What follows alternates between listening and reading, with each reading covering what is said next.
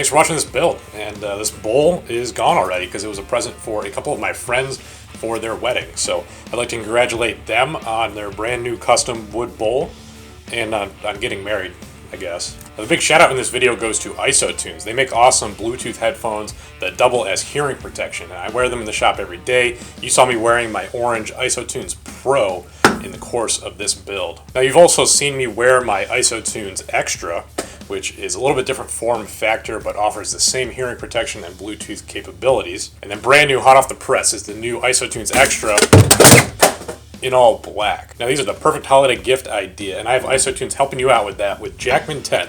That'll get you $10 off any pair of their headphones. They're at isotunesaudio.com, or just be lazy like I would be and click on that link down below. Now that's it for this one. This bowl was made entirely out of scrap wood, and that came from my buddy Jay's shop, and I still have plenty of it to play around with, so I'm sure you'll see that popping up again here pretty soon. So if you're new here, please subscribe so you'll know when I have new builds like that coming out, and other than that, I will see you next time.